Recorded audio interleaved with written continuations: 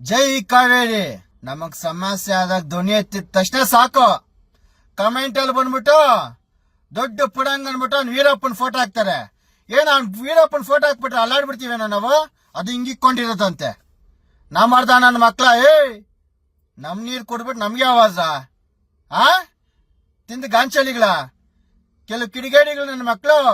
ನಾವು ಕನ್ನಡಿಗರು ಏನನ್ನ ಕಾವೇರಿ ಬಗ್ಗೆ ಧ್ವನಿ ಎತ್ತದ ಸಾಕು ಮಾತದ ಅವನು ವೀರಪ್ಪಂದ್ ಹಾಕ್ಬಿಡೋದು. ಅವನ ಒಬ್ನೇಲೇ ಗಂಡ್ಸು, ವೀರಪ್ಪನ ಒಬ್ನೇಲ ಗಂಡ್ಸು, ನಾವು ಗಂಡ್ಸೇನೆ. ಅದೇ ವೀರಪ್ಪನ ಜಾತಿನಲ್ಲೇ ಹುಟ್ಟಿರೋದು ನಾನು. ಒಣ್ಣಿ ಕುಲ ಕ್ಷತ್ರಿಯ. ಅವನ್ ಹೆಂಗೆ ತಮಿಳ್ನಾಡು ಪರ ನಿಂತಿದ್ದ, ಕರ್ನಾಟಕದಲ್ಲಿ ನಾವು ಹಂಗೆ. ಕರ್ನಾಟಕ ಕನ್ನಡಿಗರಂತೀವಿ. ಏನ್ ಧ್ವನಿ ಎತ್ತಕ್ಕಿಲ್ಲ. ನಾ ಮಾಡ್ದ ನನ್ನ ಮಕ್ಳ ಬಂದು ಹಾಕೋದು ವೀರಪ್ಪಂದು. ಏನ್ ಅವನ ಒಬ್ಬನ ದೊಡ್ಡ ಪುಡಂಗ ಅವನು. ಅವ್ನ ಫೋಟೋ ಹಾಕಿದ ತಕ್ಷಣ ಕನ್ನಡಿಗರು ಅಲ್ಲಾಡ್ಬಿಡ್ತಾರೆ.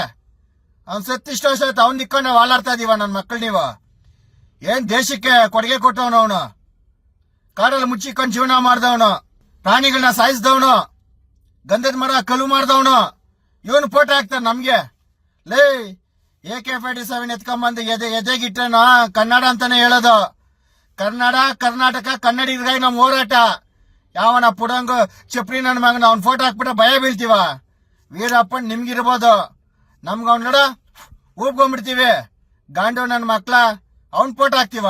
ಆಕಳಿನ ಸರಿ ಏನಾನ ವಿಡಿಯೋ ಮಾಡಿದಾಗ ನಾ ಮಾಡ್ದಾಗ ನನ್ನ ಮಕ್ಳ ನಮ್ದು ತಿನ್ಬಿಟ್ಟು ನಮ್ ಕುಡ್ದ್ಬಿಟ್ಟು ನಮ್ಗೆ ಇಕ್ತಾರೆ. ಗಾಂಡು ನನ್ನ ಮಕ್ಳ.